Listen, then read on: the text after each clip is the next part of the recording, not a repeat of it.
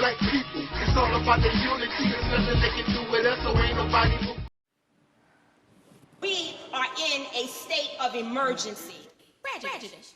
Wrote a song about it? Like to hear it? Here it go. Free your mind. In honor of Women's History Month, we've been talking with female leaders in sports, politics, business, and entertainment. And this morning, we are focusing on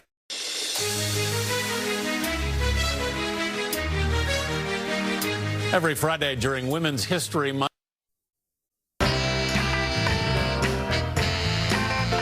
All month long, we've been celebrating Women's History Month by talking with female leaders in sports, politics, business, and entertainment. And this to boldly go where no man has gone before.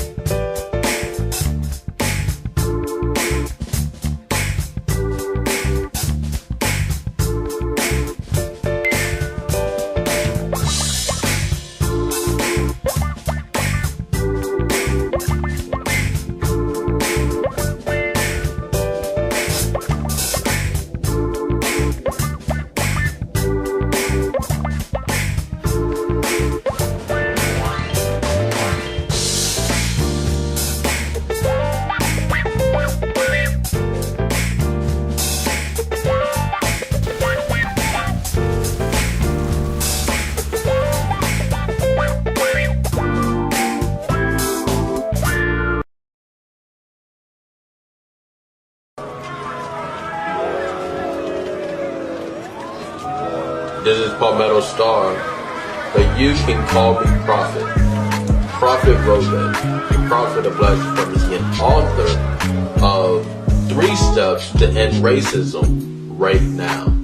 If the world practiced these 3 steps, what would it look like? Black empowerment, black rulership. The ability to define one's own reality is freedom. 3 Steps to End Racism Right Now is freedom in real time. Why is racism trending? When hasn't racism been trending in America? It is built off of racism. Everything about America is racist. We have never experienced the world without the shadow of racism, without the terrorism of racism, without the threat of racist intentions. We have never experienced that.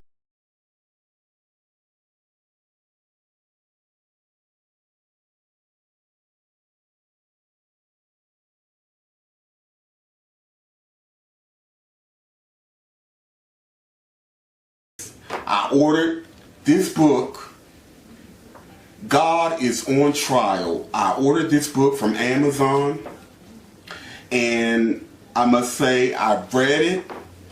It's very well written, very thought-provoking. And so, sisters and brothers like Alberta Parrish, again, God is on Trial. It is a provocative, thought-provoking, very real and honest point of view regarding the gods of major religions or of Abrahamic religions, and why those of us who follow these belief systems should be asking the same kind of questions instead of just blindly accepting and following.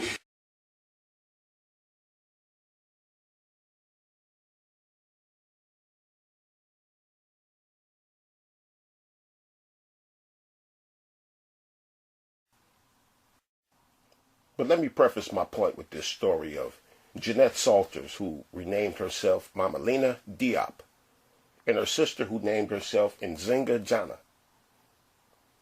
They inherited some land, acquired the land in Ghana, and was murdered by the locals.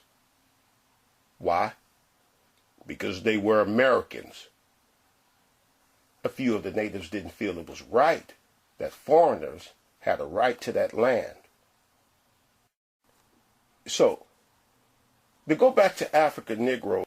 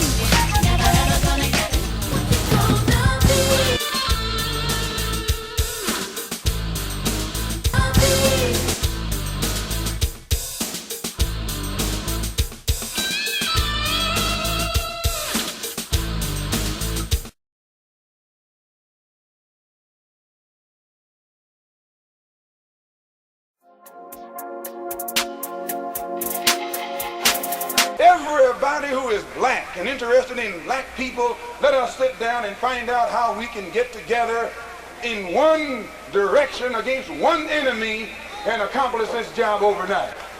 The Honorable Elijah Muhammad told Jimmy that if black people in Harlem just stop saying hello and instead say salam alaikum, he said the whole thing will change. All you got to do is say salam alaikum. Let's say it slow. Salam alaikum. Salam alaikum. Salam alaikum.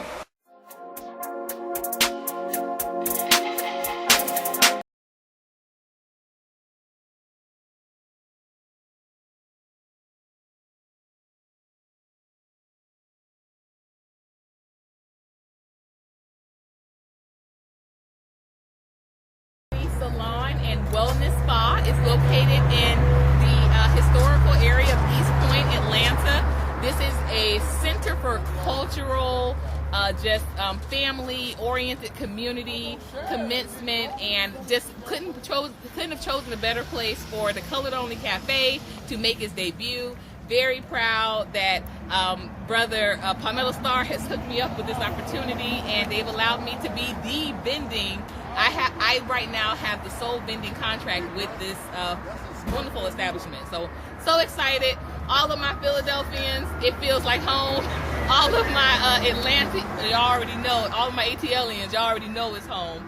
But definitely, it has a northeast type of vibe. So please come down and enjoy. We are just here on the weekends right now, and we are Friday and Sundays. But every weekend, you can expect a great time, cultural engagement, awesome meals dripping in melanin. So come on down and enjoy.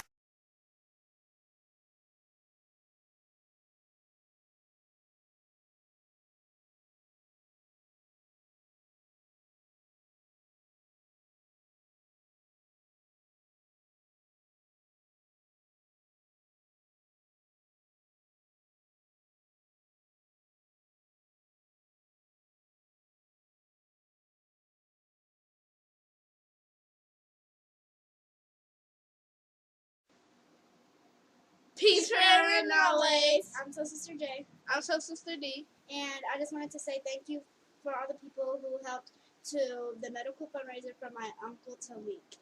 And it has meant so much to us that you would help, because without you guys, his life would not be possible, and we would not be with him today right now. And I just wanted to say, for all of you that helped and that donated, I would really like to give a big thanks, and I hope that I can meet you one day and say thank you in person. I love you guys, and next. Okay.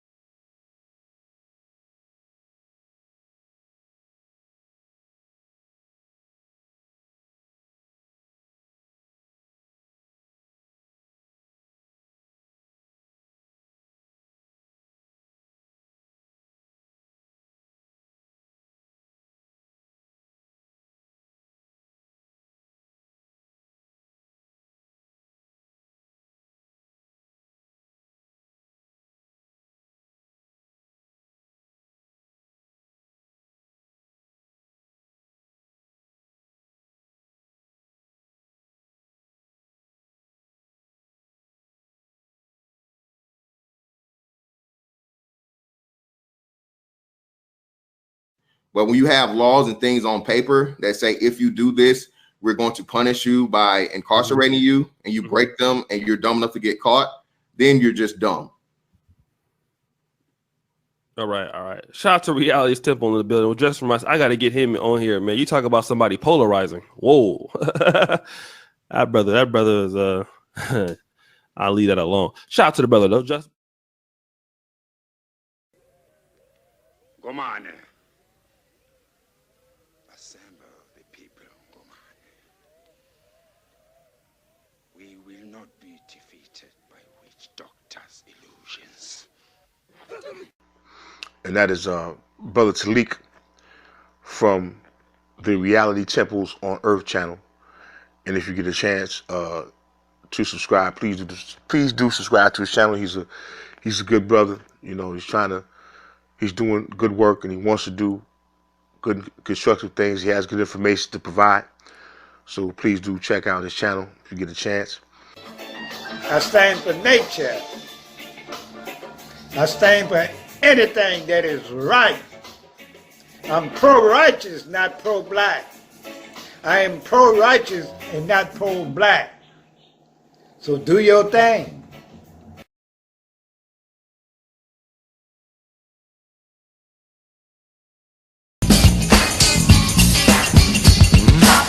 To ring out in perfect harmony, Terry Ellis becomes the first of the divas to offer the world her singular sound.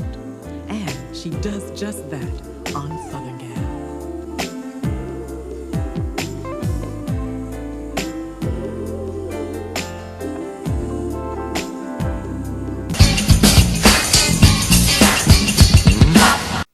Let's be honest.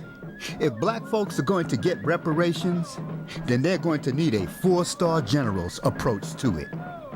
It will have to be approached in an organized, sustained, military-like way. A flamethrower of a man will have to be the keynote speaker concerning reparations. Brother Malcolm would have been the perfect man to go into the United Nations to pressure the power structure to give us reparations. But he's no longer with us, and his brothers who helped stop him haven't picked up the tab. They weren't serious.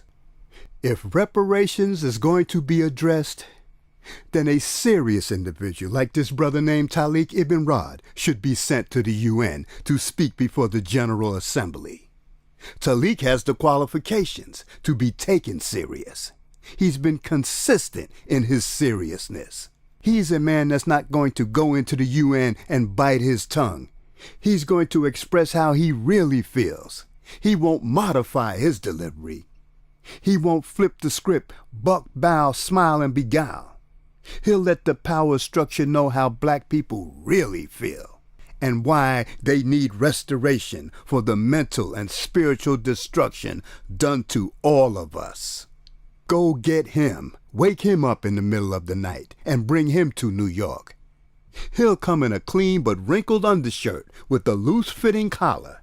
He might come in a robe, maybe in a suit. He might drive a truck to the UN. But you can rest assured, Taalik will be coming as himself.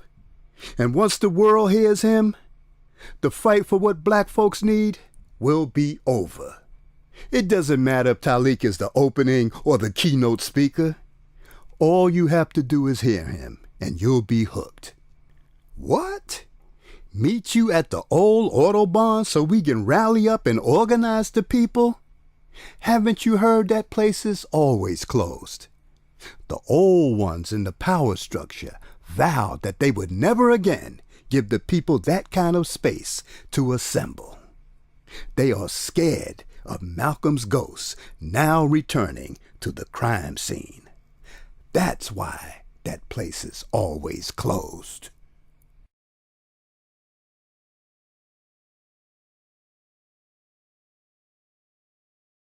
This is Dusty Basement Studios, and we approve of this message. My black people, it's all about the unity. There's nothing they can do with us, so ain't nobody. We are in a state of emergency. Prejudice. Wrote a song about it? Like to hear it? Here it go. Free your mind.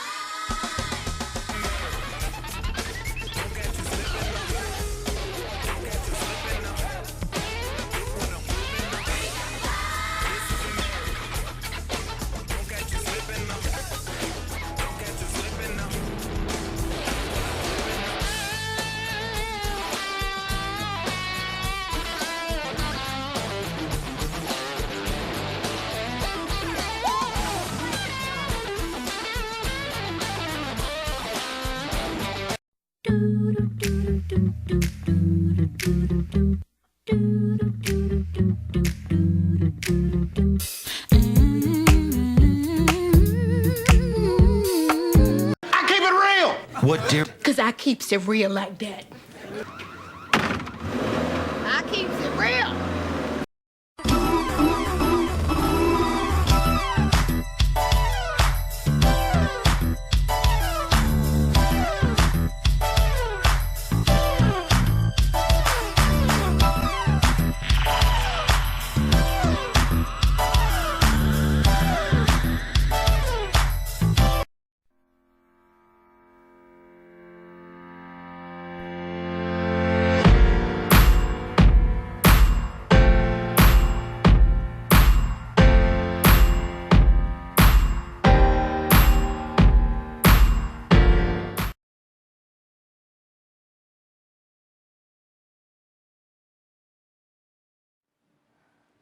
We are in a state of emergency. Prejudice. Wrote a song about it? Like to hear it? Here it go. Free your mind.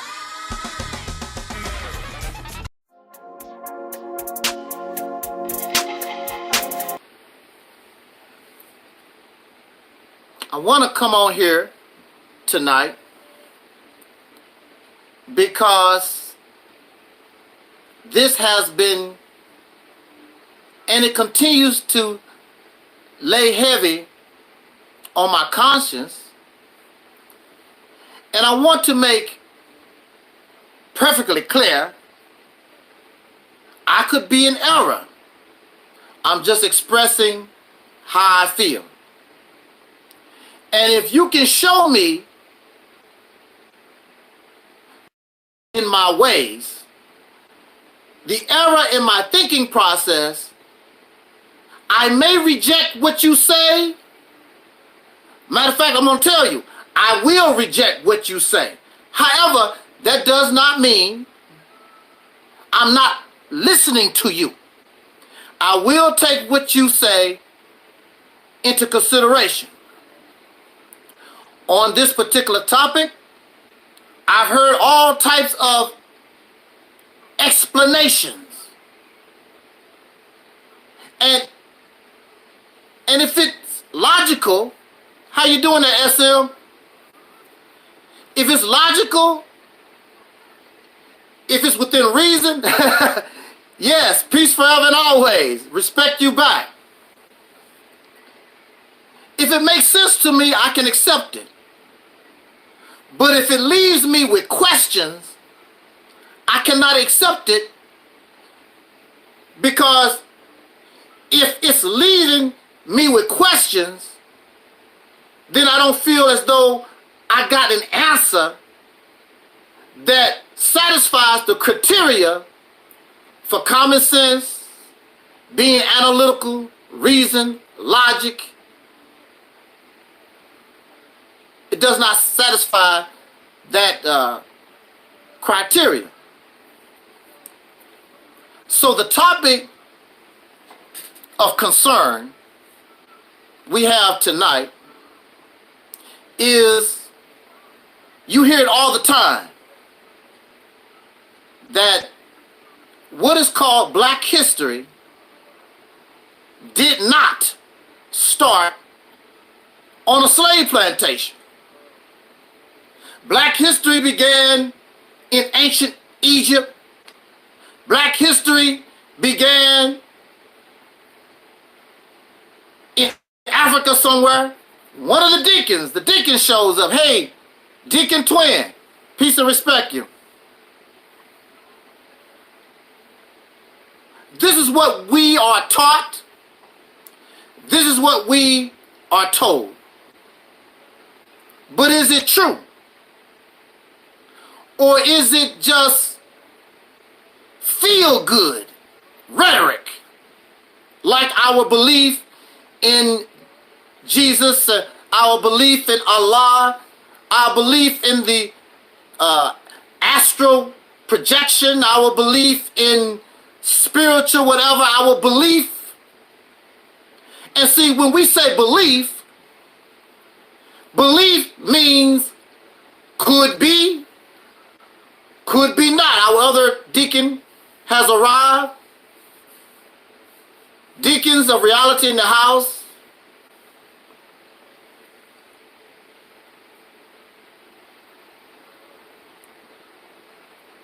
I want to try to understand this. Or maybe it's you who needs to understand. How you doing tonight?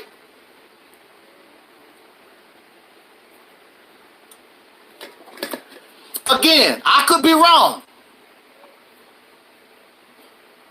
You never hear me come here and express myself as the all-knower, the all-wise, the one full of wisdom. I have the supreme wisdom, the understanding. I never tell you that. But if you bring something to me, expect that it be scrutinized, that it be examined. We should not take things on face value like they did 100, 200, thousands of years ago. We are much and should be much smarter than that. And the reason why not only soul brothers and sisters, but humanity finds itself in a bad condition is because we accept things on face value. We sign contracts we do not read, and we get took all the time.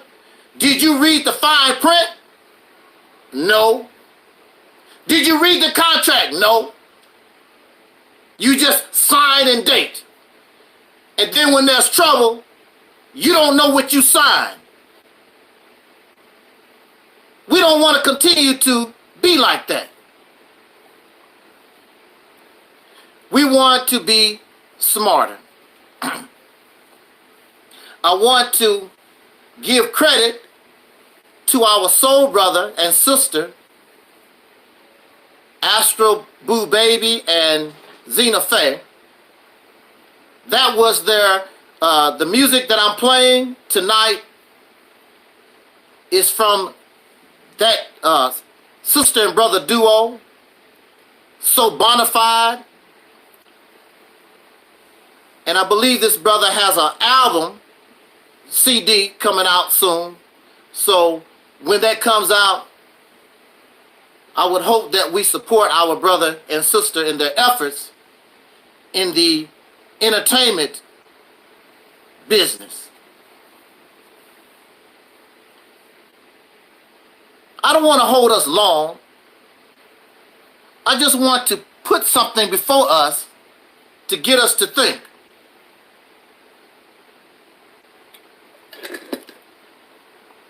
So what I find, thank you, Deacon. Do you know how it is?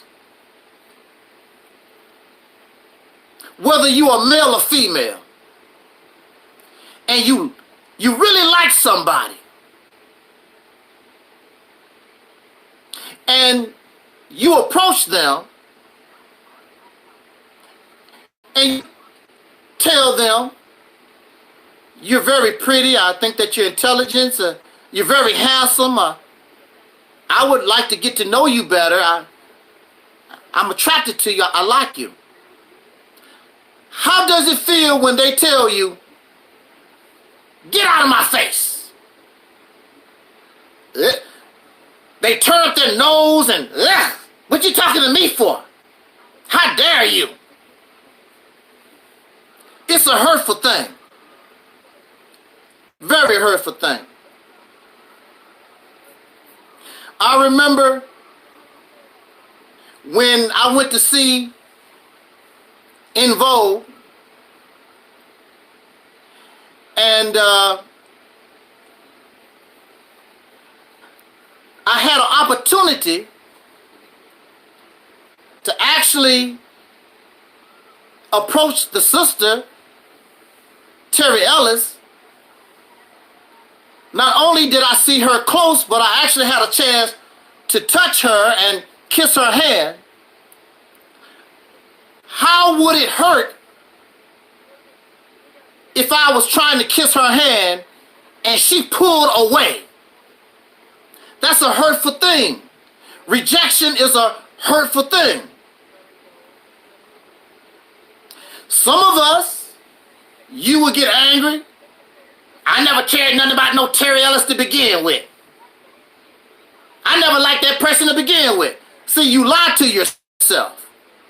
Because if you didn't like that person, why would you approach them? You like them. But since they rejected you, now you don't like them all of a sudden. The majority of people, when you get turned down like that and you get your feelings hurt, you get angry for a little while and you get over it. Because as they say, it's a lot of fish in the sea. So you take your rod and you cast it and you try to get you another fish.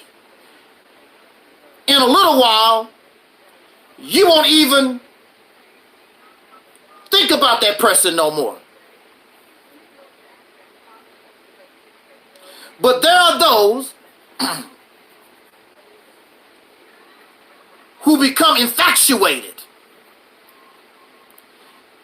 They become obsessed. They cannot accept the reality that this person does not like them. They cannot accept the reality. This person does not like you. Okay? Does not like you. But in your mind, I'm going to make this person, I'm going to make you love me. And so this infatuation, this liking turns into an obsession, which turns into criminal behavior that we call stalking.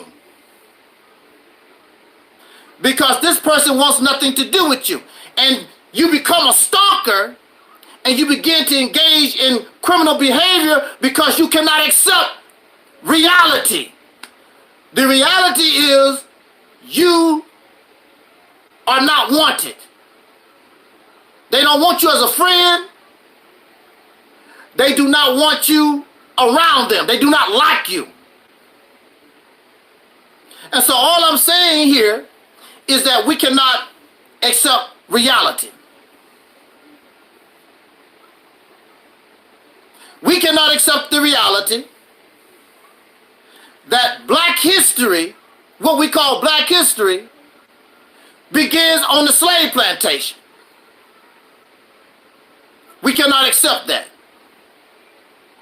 We want to talk about Africa. We want to talk about ancient Egypt.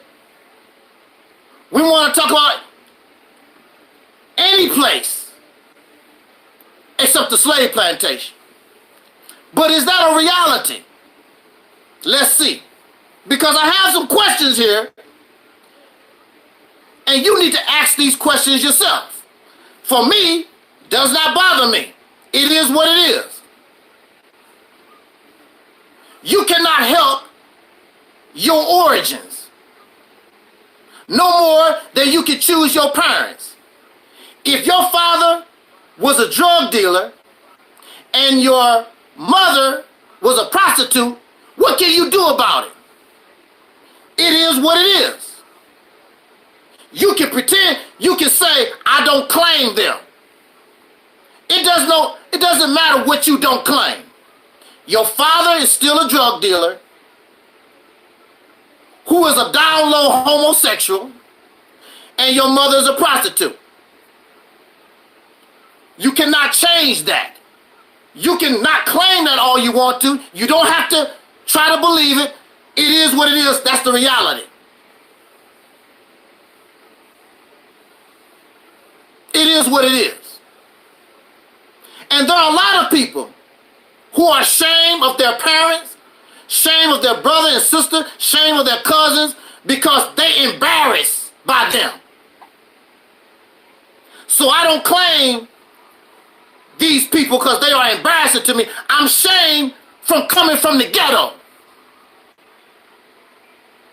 Now there are those who talk about Serena and Venus Williams. And I don't judge people. But one thing that I found interesting about Venus and Serena is they express that they came from the hood. They came from Compton. I remember they got on Serena's case because she was out in the court and she did some type of like crip dance or something, whatever you call it. But it's a hood dance. Even though she's been a famous tennis player for years and years and years, they still rep and talk about where they come from because they're not ashamed of where they come from. That's right, Sister Karen. They're proud of their background. I wish they would take their fame and fortune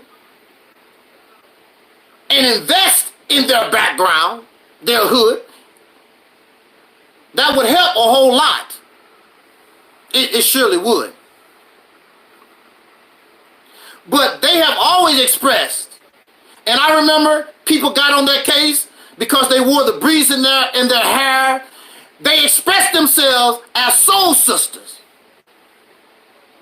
Now, of course, as time goes on, they get caught up in the white man's world. And Serena even said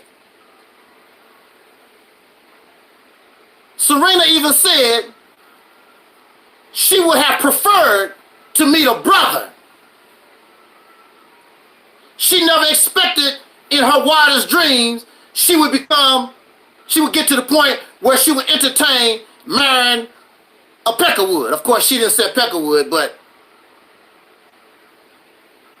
they're lost. I don't judge them.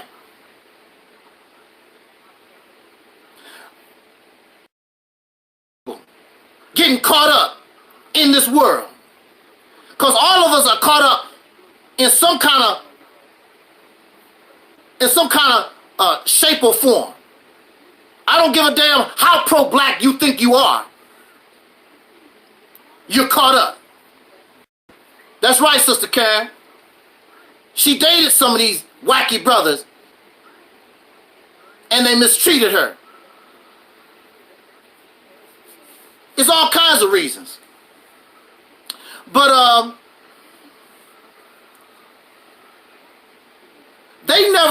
they always express their connection. In fact, one of their sisters, who was murdered a few years ago, she was still living in the hood. I'm very sure that Serena and Venus could have took their sister out the hood and put them in some type of beautiful house or whatever.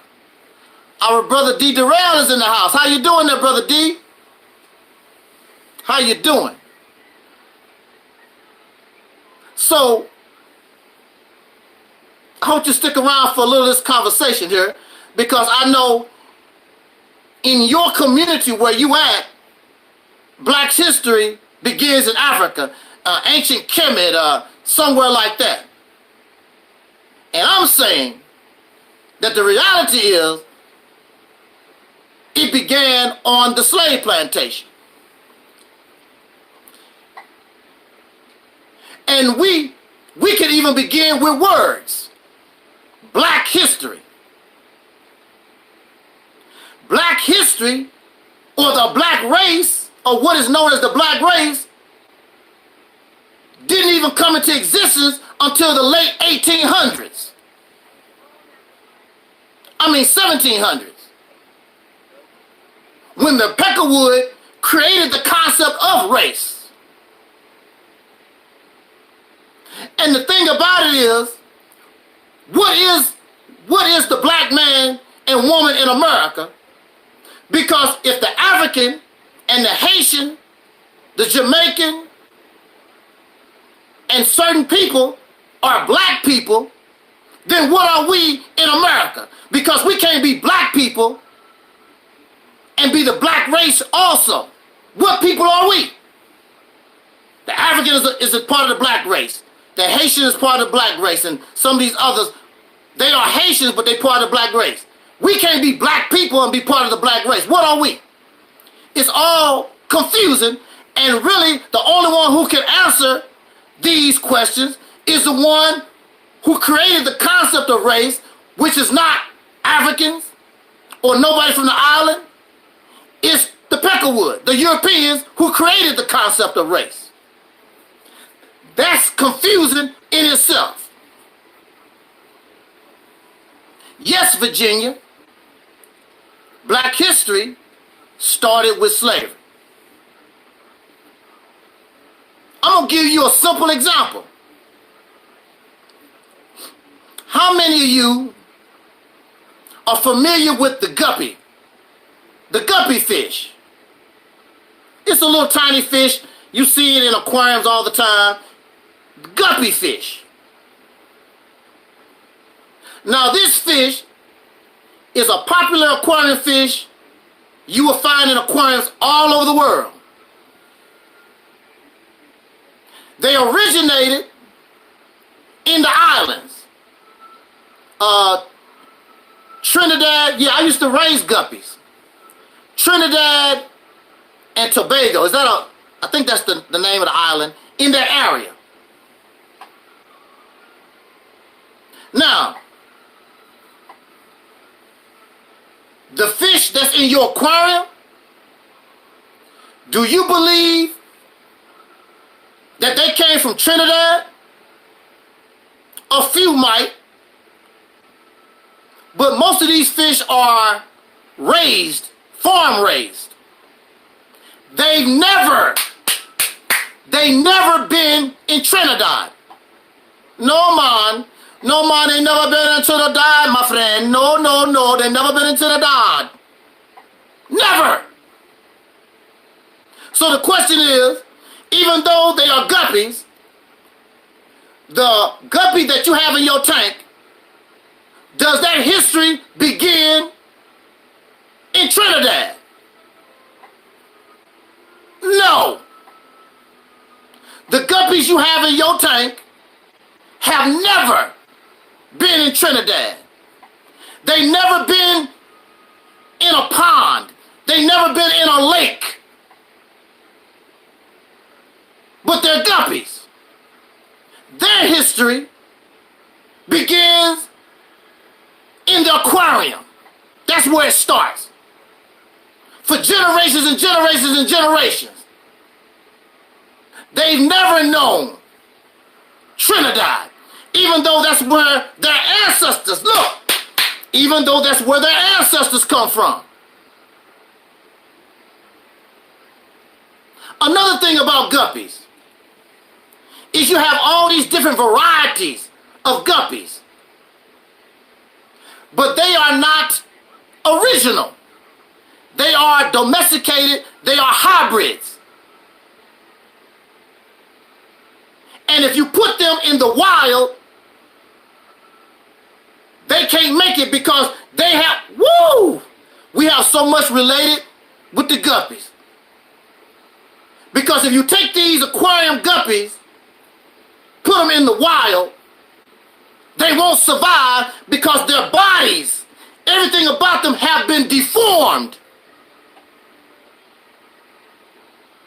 They're not natural to the environment. But their ancestry is the guppy from Trinidad. Their history begins in the aquarium.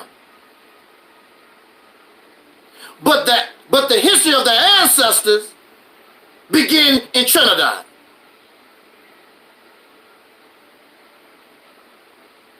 You want to claim, and you want to come to me and tell me that black history starts in ancient Egypt.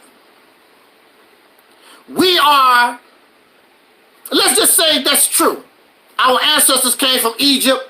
Our ancestors came from Africa. And let's even add the ever popular Aboriginals and Hebrews, or whatever you want to call the Moors. Let's add all this stuff. Is that you? No, you are the guppy that was raised in an aquarium called the United Snakes of America. And we have been here 400 years. You have never been free. You have always lived with the white man. Always. You never got a drink of water without the white man. You never ate a pork chop without the white man. Everything about you is the white man. Just like these fish that's in our aquariums, they know human beings.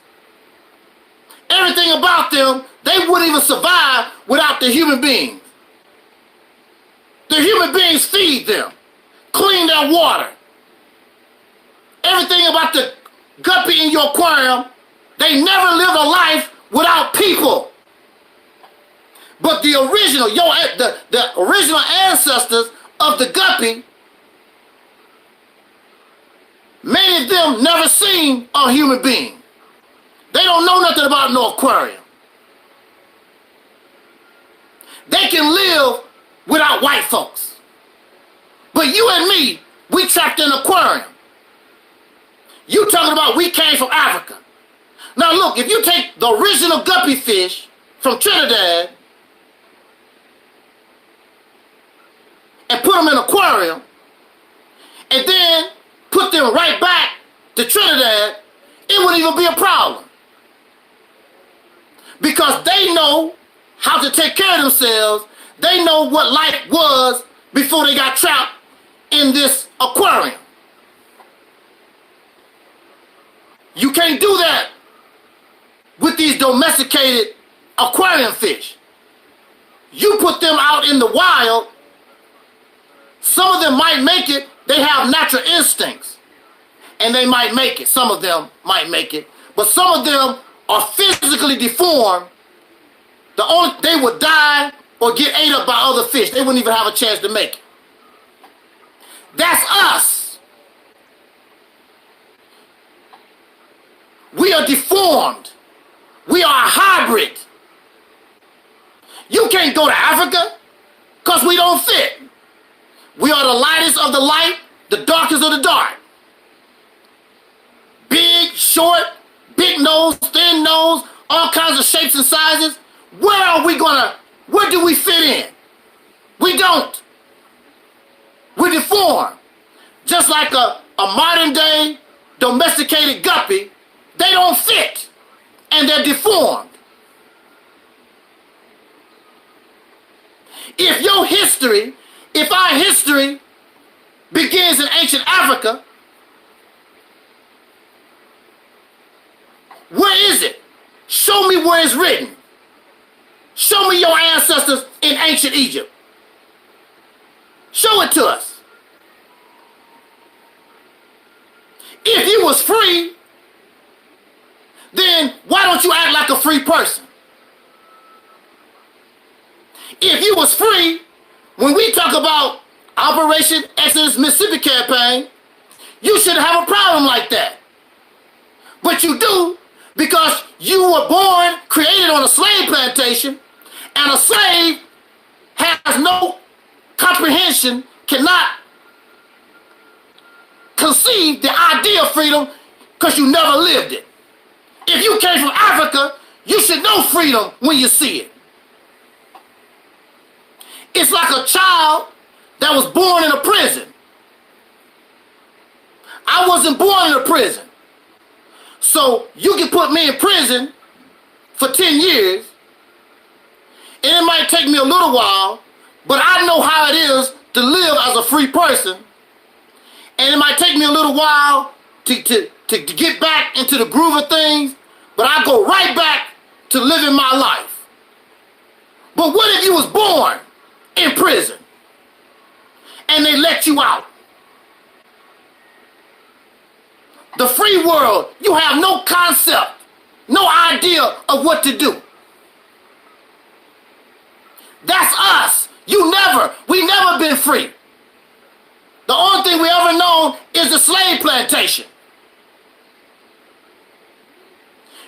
That's why y'all need a massa. You need somebody to follow you because you have a slave mentality.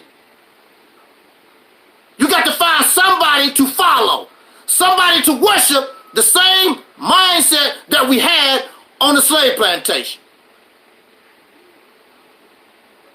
You have no idea of what freedom is.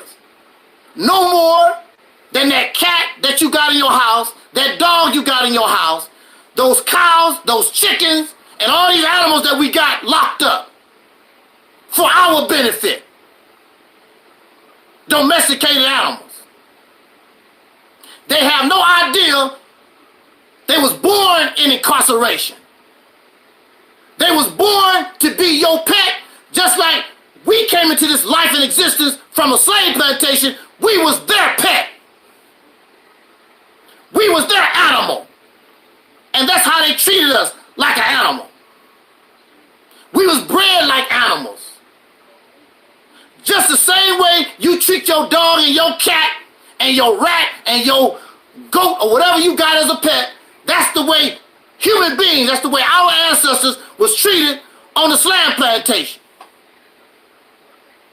They would even tell you, I'm going to give this slave to my little girl to be a pet. In that story called Roots, the slave master gave Kuta Kinte's daughter Kizzy to his daughter for a pet. That's mine. That's mine. That's your own personal slave. The same way you do your dog. Go fetch. Go fetch, Rover. There's no benefit to the dog to chase a ball for no reason. But you get pleasure because you threw a ball out there and the dog go run, chase the ball and bring it back to you. Animals don't do things for the fun of it. If a dog, if a wolf or anything in the wild chase something because they're trying to get something to eat.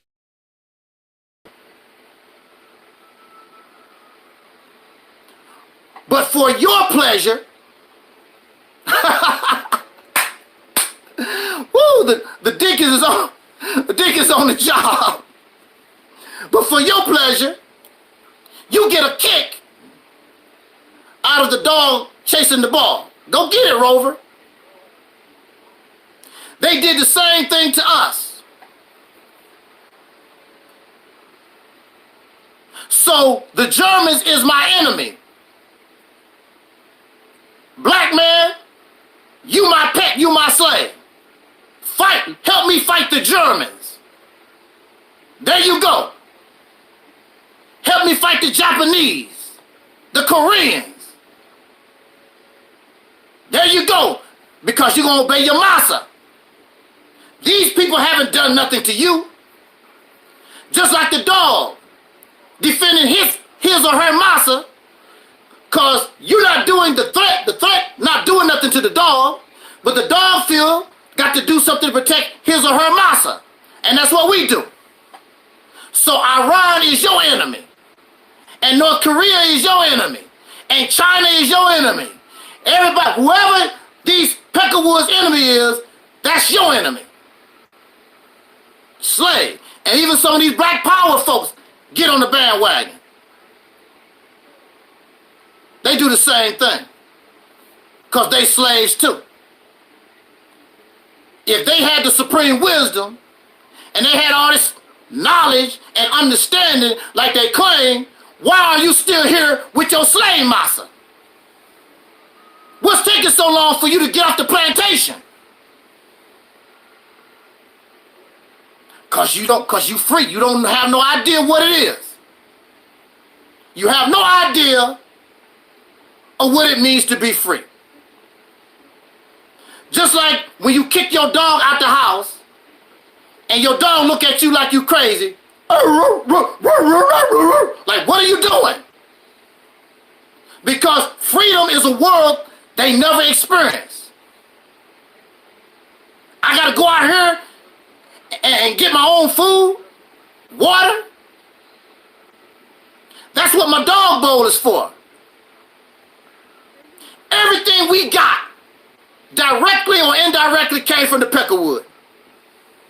Everything. pencil, paper, computer, remote control, the wood, everything we got. We go out and work and make some money, and the money comes from them. Don't have your face on it. Everything about us is them. And you will always be them until you can break out from under them. But you can't do it. No more than the goat, the dog, the squirrel, whatever you got locked up in your house. Slave, a pet. But you know something? Your dog and your cat and a lot of these animals, if you set them free, they have more of a chance to survive than you and me. We are really deeply rooted in slavery. If black history, our history, see, this is another thing. My mother is my mother. Now you have family history, and then you have individual history. Now family history includes my mother, father, and blah blah. But my history does not begin until I come into existence. Now, as far as the history of dark-skinned people, and we will be part of that history, yeah, I can see that. But to claim like that's us, no. See, my mother's history is her history. And when she died, that was the end of her history. So we, in this family of dark-skinned people, we are individual, specific people. Unless you're trying to claim you are them. And that's a problem. Because you can't claim them. Where is it? Where is your connection to these people except just having dark skin? This is what they'll tell you real quick. I took a DNA test. My DNA test say that I'm an Igaboo. Don't get confused with a Jigaboo. I'm a little bit of Somali. My people come from Angola. Where your relatives at? What's your relative's name? They don't have none. Oh, man, why you don't want us to be connected to Africa? Chinese connected to the Chinese, Africans connected to the Africans, and the Asians connected with the Asians.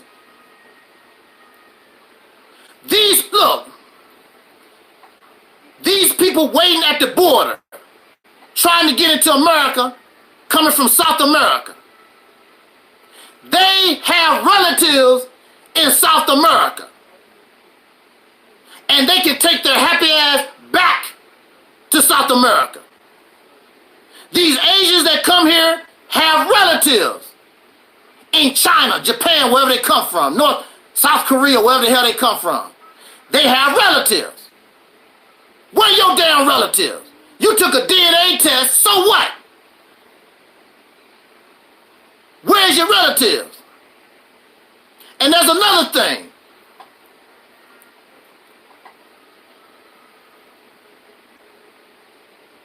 Most of these DNA tests will tell you that you are not pure nobody.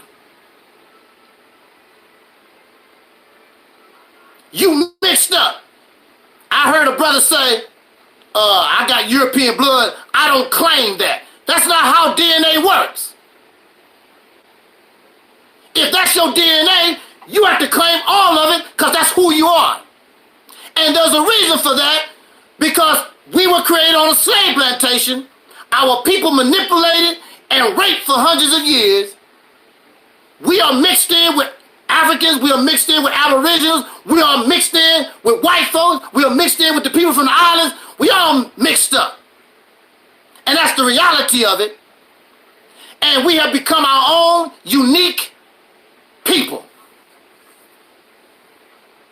This is your home. This is where we was created. You can't show and prove me. What is your contribution? What is your contribution to this black history outside of slavery? Africans, maybe you know this and maybe you don't. Africans do not talk about black Americans in their history. Now, how come you want to be part of African history or Aboriginal history, but nobody Aboriginal, nobody African writes you in their history? Where you at? As famous as Michael Jackson is, may he rest in peace, and may the brother who just passed, the rapper DMX, condolence to his family. Are they in African history? No. So how are we, or why do you want to claim a history that does not claim you? Because you're not part of that history. But see, this is because we can't accept reality. So you have stalker.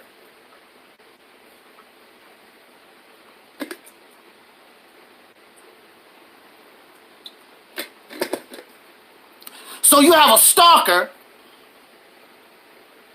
that cannot accept reality. So in his or her mind, they develop a fantasy world. And in their world, I'm married to Terry Ellis. Me and Terry Ellis, we in the jacuzzi together. But that's not reality. The reality is, she don't know you. She don't know me. That's the reality. In your mind, you're not good enough in life. So, in order to give yourself value, you want to connect to something that you think can give you value because you view yourself as nothing. So I want to connect to ancient Egypt because they built the pyramids and all these types of different things. Africa got this great. You want to be part of that. Even though you cannot show your contribution or connection to that history.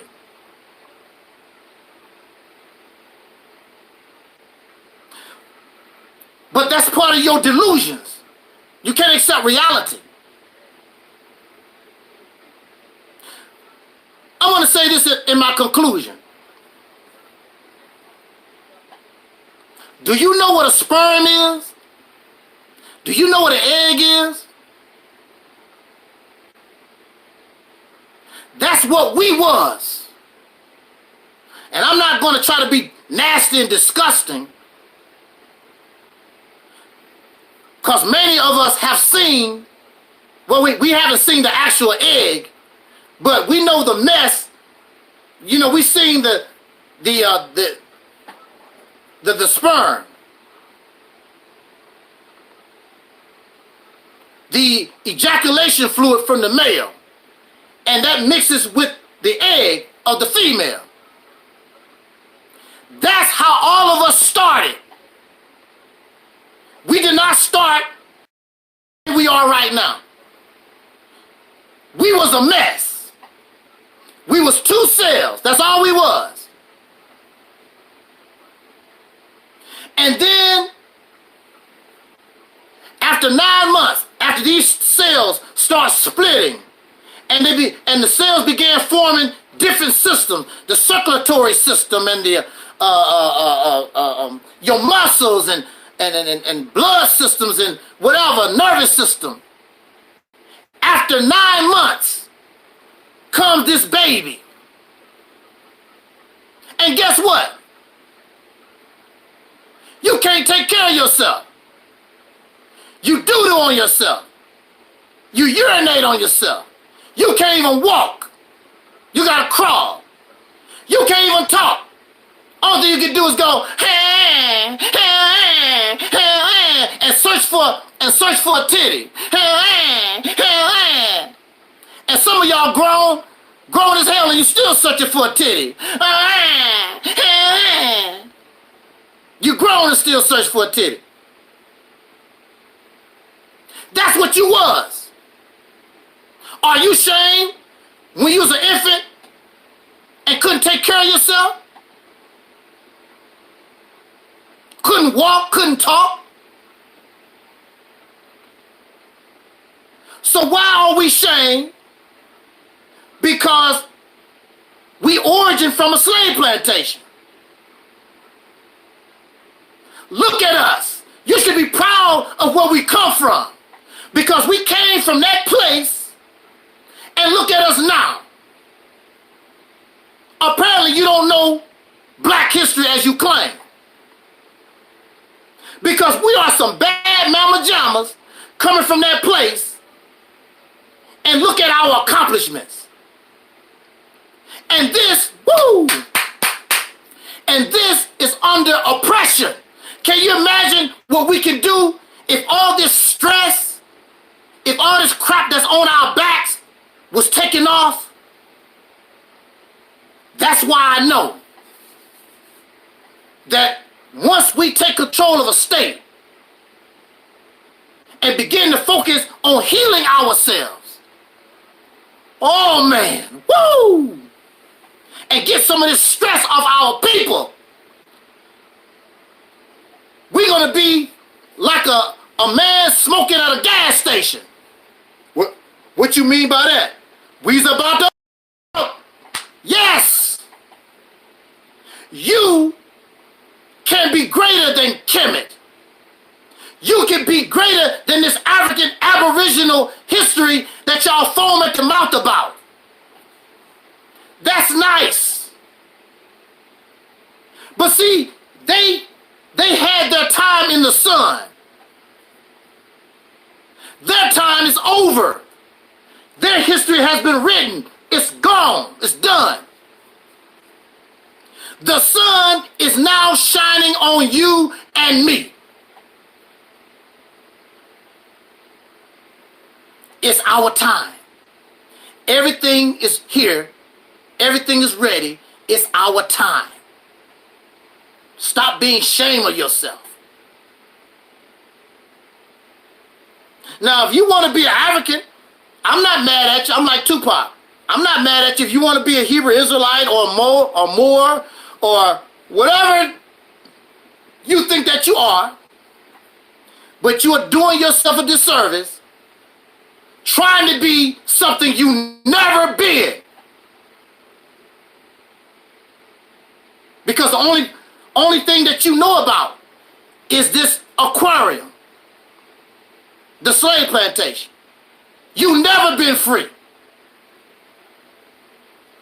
So now you have to get your mind and adjust your mind to freedom. And it's a scary thing because you don't know what it is. You heard about it, you talk about it, but you really don't know what it is. If you was part of black history around the world, then you should know and act like a free person, but you don't. You act like somebody who was institutionalized. And that's what they call slavery, an institution. So those who come from the institution of slavery was institutionalized. And that's all we know. And you can talk tough all you want. You can talk bad. You can talk up. You can huff and puff, and you can blow the house down and all this. But when people see your activity, they see a slave. If the black man, if soul brothers, if we are men, then we should be functioning on the level of men, but we're not. If they build a nuclear power plant, you should have one, but you don't. If they can bring water into your house, we should be doing the same thing, but we're not. Because we are slaves on a plantation and we're waiting for our massa to take care of us. Like your dog is waiting for you to put water in his or her bowl. They can't go get a drink of water on their own. Unless you're taking them out on a walk and it just so happened they pass by a mud puddle and they drink some water out of a mud puddle or something. They depend on you. The Mississippi Campaign gives us an opportunity to begin the process of becoming free people so that you can operate and understand how to govern and produce for yourself. Because you've never been in a position to do that. Never. We always depend on somebody. You can develop your own monetary system that begins in Mississippi, but we can spread it all the way to all the southern states. The sky's the limit when you have the mind of a free person. You don't have to wait 10 years and 15, 20, 30, 40 years. That's because these people don't know what the hell they're doing, because they still slaves on the plantation, even though their history started in ancient Egypt, somewhere in Africa, some aboriginal stuff or whatever it is. Well, why are you still functioning like a slave if you got all this background in freedom? See, George Washington, Patrick Henry, Benjamin Franklin, do you know why they fought the way they did? Because they never been a slave. So when England start exploiting them, they wasn't going for it. And they fought like hell, willing to die, willing to go extinct. I'm not having it. I'm free. You're not going to take my freedom like that. Freedom is not free. And see, this is something that you don't want to understand. Freedom is not free. You have to work for it, sacrifice for it, even die for it. But a slave is not worried about sacrificing or suffering or dying for no freedom, because massa take care of me. And that's all I care about. I hope that I can have another piece of cornbread when we eat tonight. That's the only thing on a slave's mind. Your dog hopes that the massa will throw him an extra bone or a piece of bread or biscuit at dinner time. That's all your dog care about. Your dog is not interested in going on the street trying to survive on his or her own. Your pet. And that's how we are. How do you have the audacity to even begin to try to claim black history didn't start on a slave plantation when you don't even act, you don't behave like you came from freedom? Because you didn't come from freedom. You have no idea. All you know is living with Caucasian people, dealing with the bull doo-doo that they put on us going on 500 years. Never been free. I can accept that reality. However, I'm proud of our achievements, our accomplishments, even though we've been here in this cage. Once you become liberated, once you begin to express the mind of a free person, the sky's the limit. And that's why you're scared to really do things big. You want to do things where you don't have to sacrifice, you don't have to suffer so much. People who want to be free, willing to give everything they got for freedom. Because it's worth it. Only thing you want to do is build a little school, open up a little grocery store, little tiddlywink stuff. You don't think about taking control of a state, which our ancestors was doing anyway. They was doing that. At the same time, you're going to talk about ruling the universe. How the hell you going to rule the universe when you don't even control your neighborhood? The only way most of these men feel in control is in their own little families, and they tell their wife and children and dog and goldfish what to do. But when he come out in the real world, the peckerwood tell him what he can and cannot do. You broke my law, then they throw your happy ass in prison. And you obey his prison laws. Don't you want to get out of this situation? Aren't you tired of incarceration? Don't you feel that there's a better existence than that? So the stalker lives in a fantasy world. You live in a fantasy world. So you see them try to dress up like Africans, dress up like Aboriginal people, dress up like ancient people they never saw. I'm an ancient Hebrew Israelite. How do you know Hebrew Israelites dress that way? I'm just like a Moor. You know, you put on these fezzes and be everything except who you are. Because you shame that your ancestors came from a slave plantation. What is the brother name? Charles Drew.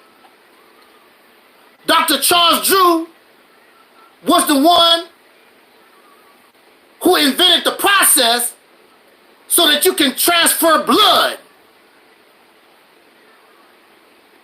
Ancient Egypt, I don't think they was doing that. And everybody around the world do it now. It was a brother who invented the machine to put your shoe together. And how your car works, the oil system in your car. We done did a whole lot of stuff. George Washington Carver and his work with peanuts, and the list goes on and on. We some bad mama jammers, and y'all just overlook all that. I heard it's brothers and sisters that's behind the computer, the cell phone. And we just ignore all these things. Did Kemet have a cell phone? You're going to deny your own unique, special self. Well, you can do that. Number one on this platform is us. I can be related to Kemet. I can be related to people in Africa or Aboriginal. I don't want to be them. I want to be me. Express myself. Like Salt and Pepper said, express yourself. That old rap song from Salt and Pepper. I want to be me. What's wrong with being you? I am Farrakhan. I am Malcolm X. I am Dr. King. Why do you want to be somebody else other than yourself? What's wrong with you? I am Angel Snub Nub 7. I am influenced by Dr. King. I am influenced by Malcolm. I am influenced by Minister Farrakhan. I am influenced by some other people, but I am not them. I am me. I don't want to be them.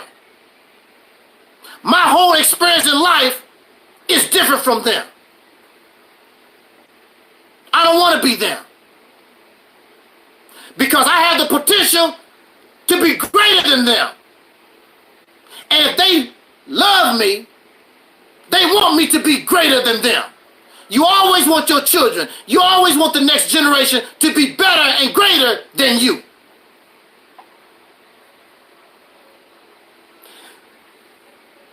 Your parents don't want you to be bound to their limitations. So it's a big deal because you're the first child to go to college, because before you, all of us was illiterate.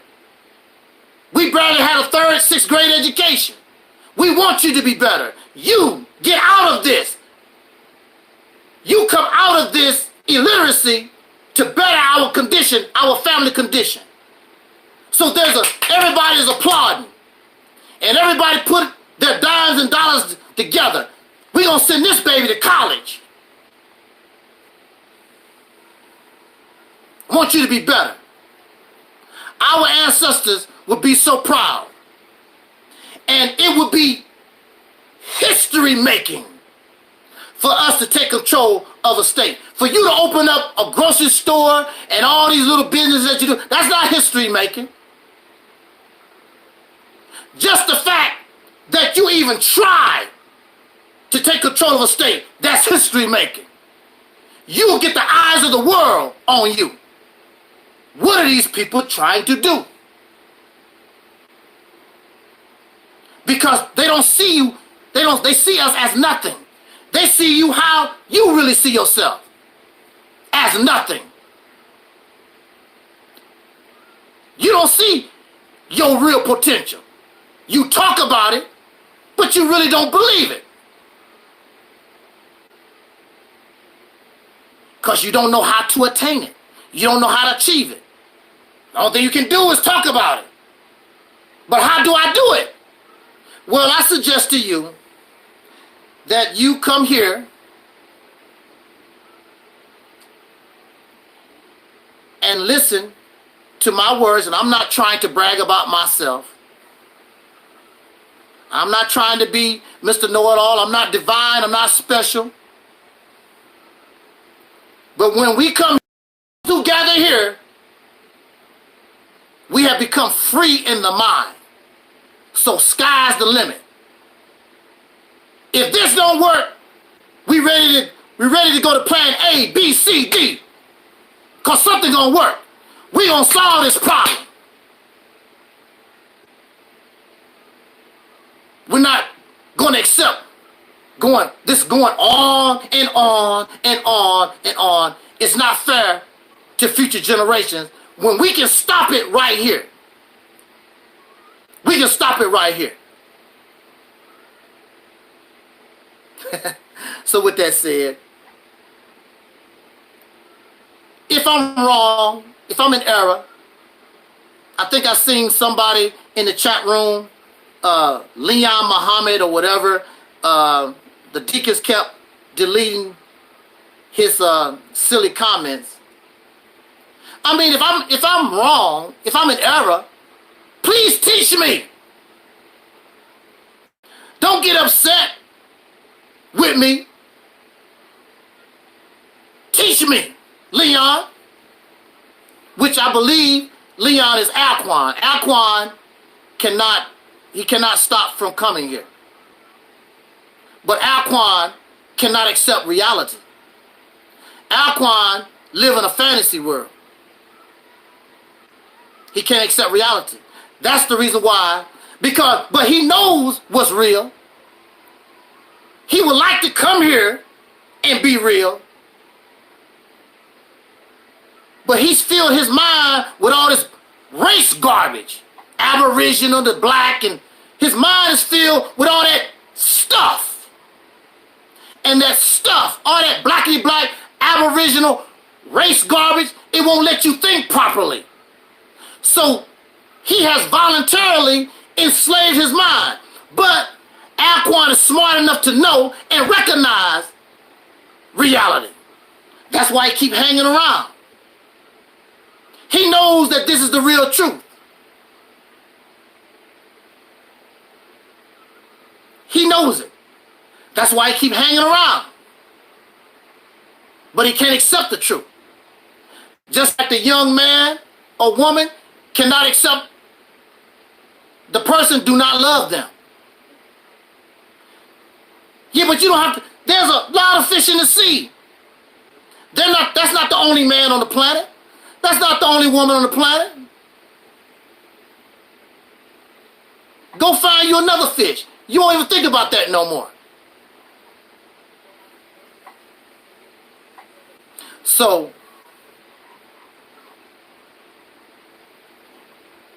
I'm open. If you can teach me, teach me. I do not see that Black history didn't start on the plantation. Especially when the origin, the concept of race itself began on the slave plantation. That's where it all began. Africans, prior to Europeans, did not call themselves Africans. People in Kemet did not call themselves black. No, they didn't. Well, such and such means land of the black. Yeah, but see, when they use color, well, first of all, their language and whatever, their definition and the way they looked at the world was different. The way we look at the world through the eyes of a racist.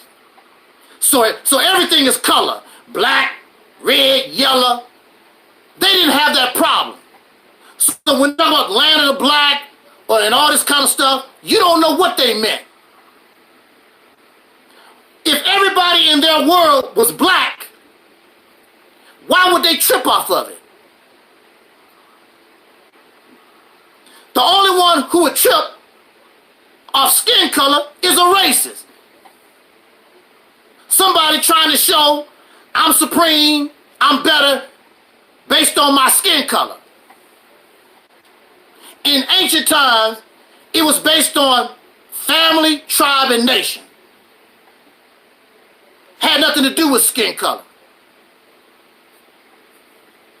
But now we live under racism. That's why I love to call us soul brothers and sisters, and I'll give credit to our ancestors because they took us out of that color garbage. And soul represents life. Soul makes us embrace our humanity rather than base everything on our skin color. So when you hear all these other people talking, it's all based on I'm better, greater, because of my skin color, where I come from, my skin color. Like the racists. And the sad thing about it, they don't think that they are like their oppressor. You are, because everything come out your mouth, you better and you do things greater because of your skin color. And that's the same thing that Peckerwood is saying. So all this blackity black stuff is nothing but chocolate covered racism. And you have the nerve to call somebody a coon and a Sambo and all these other names. That's all you are. That's all you are. All this blackity black stuff is nothing but a response to pink supremacy. Because without pink racism, pink supremacy, or whatever you want to call it, all this stuff wouldn't even exist. Where did it exist in ancient Egypt? Where did it exist in Timbuktu? When did it exist among the Aboriginal people? It did not. It's a response. It's a response to the injury caused by racists. And just like any injury, the injury forms a scab on the body. And that's what it is. Something to attempt to heal the injury. But it has not done it. It has not done it. It's forming a little scab. It starts to bleed into a certain point. but you don't have enough platelets in your blood for proper clotting. Here, you're going to get the right blood with the right platelets, and we are going to heal once and for all. We're going to seal this injury once and for all without trying to copy the people that put us in the condition to begin with. So on that note, I hope that you understand, and I did not see Mr. Leon say anything else because I'm waiting for my teaching. I would like to be taught if I'm off base. I'm not ashamed of my ancestors. No more than I am ashamed that my father was a sharecropper. My mother only had a 6th grade education. I'm not ashamed where I come from. I'm not ashamed to say that I was poor, broke, and whatever, coming from rural Mississippi, picking some cotton. I'm not ashamed of where I come from. Matter of fact, I was born on a plantation. I just learned that. I was talking to my auntie, and she told, I thought I was born in a town. She said, no, that's a plantation. That's not a town. That was a plantation. I'm like, wow. with his own zip code. I was born on a plantation that had his own zip code. Amazing. The things you learn. So I was born on a plantation. So why should I be ashamed where I come from? But that don't mean you have to stay on the plantation. That's the key. Just because we are born, we can't walk, we can't take care of ourselves, urinate on ourselves, take a dump on ourselves, that don't mean you have to stay that way. You begin to evolve, you begin to change, and you evolve to become better. So why should you be ashamed when you was an infant, you were slobbing all over yourself? Put a titty in your mouth. Well, some of us still like titty in the mouth. So, what's the shame of it? The shame is when you stay in that condition. Because there are people who are big, like you and I, we are adults, and they do it. They slobbing on themselves. They wearing diapers. There's grown people who wear diapers and slob on themselves. They can't feed themselves. Adults. And there are people in adult bodies, but they are what you call mentally disabled. Used to be called mentally retarded. They are in the body of a 30-year-old, but they still think like they 11 and 12 years old. That's the problem. When you stay in that condition, when you don't evolve, it's not where you come from, it's about where you're going. Hey there, Keaton. That's the key. I'm not ashamed of my history, my origins started on a slave plantation. Because it's true. I don't live in no fake world. And I don't need no Africans. I don't need no Kemet. I don't need no Israelites. I don't need no Moors or whatever else this stuff. No Aboriginal stuff. I don't need none of that to give me pride and self-esteem. I love me. And we do whatever we can in order to evolve and become better.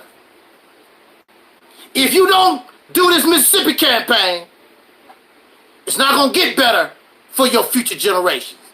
It's just going to be the same old, like a dog chasing his tail, round and round. Same old talk. We gods of the universe.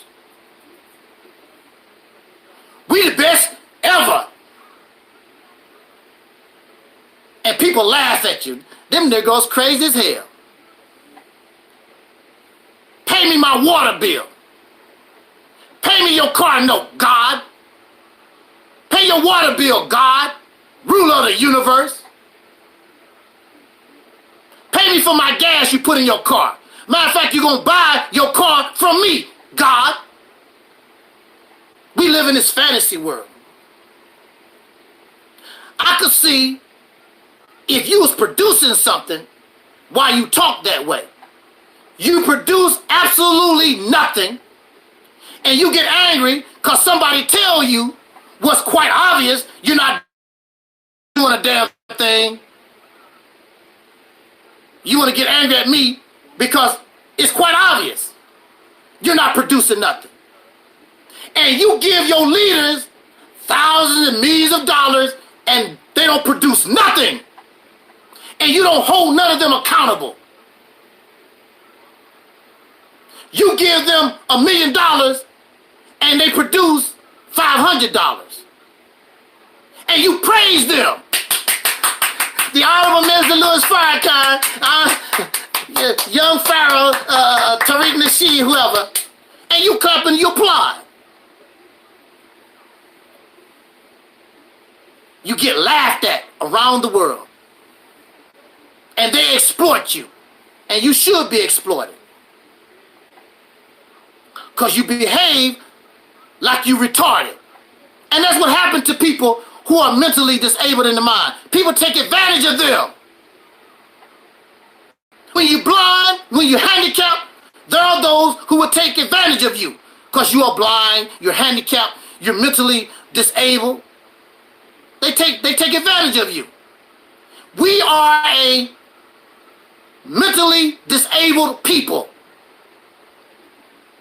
So the white man take advantage of you, and the Koreans and the Arabs and the people you love, the Africans, and pretty soon these people just come across the border, they're gonna be here doing the same thing. It never stops. Never stops. The buck stops here.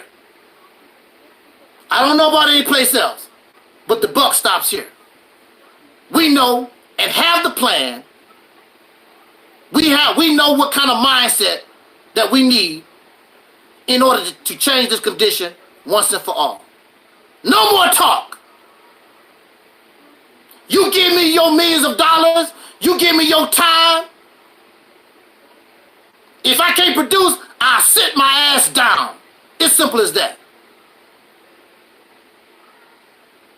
You have to hold your people accountable. You claim you can fix my car, how come it's not running? It's been on the block for the last 2 or 3 months. How long is it going to take? You have to accept. We have to stop accepting failure, pretending that it's success. It's not. You should be tired of being a loser, sick of being a loser, sick of being a laughing stock of the world. Let us get off our ass, go to work, and show them what we really about. You think the Mississippi campaign might just be about changing our condition. It's really bigger than what you think. It's about changing the world. But you can't even comprehend taking control of a state. How can you comprehend when I talk about changing the world? You can't even comprehend, can't even begin. But I guarantee you, you get on the soul train, take control of the state. When I tell you about changing the world, now you're starting to comprehend. And then you'll see that you're able to do it. Because your mind finally becomes free. It's not bogged down by all this rigid, race-influenced garbage that's hindering your progress. I'm waiting to be taught.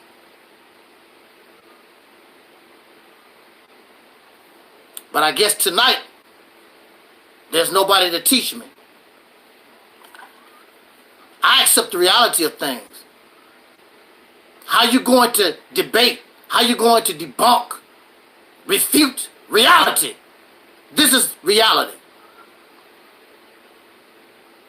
It's very difficult to debunk reality.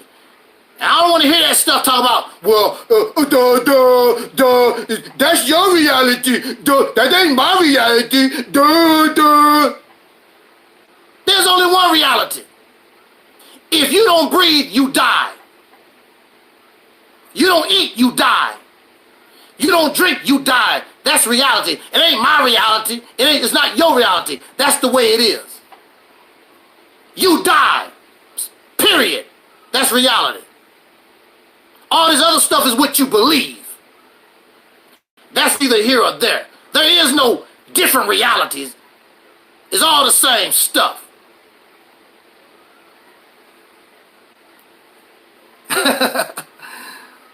Deacon said, as usual, reality wins. You dang skippy. It's going to always win. On that note, let me get out of here. Jot down your comments. I'm looking for a teacher. I'm putting my sign out. Teacher wanted. I want somebody to teach me. I could be wrong. I truly doubt it.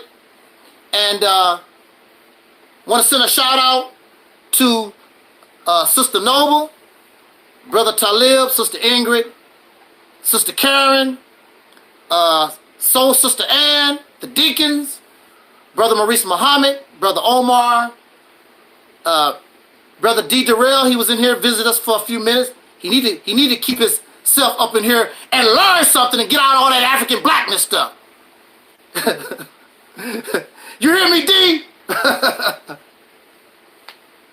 You know, he's all caught up in all that beefing and stuff, going back and forth over that manosphere crap or whatever. You know, you need to get, the brother's too intelligent for all that. Come here, brother, and help us do this work.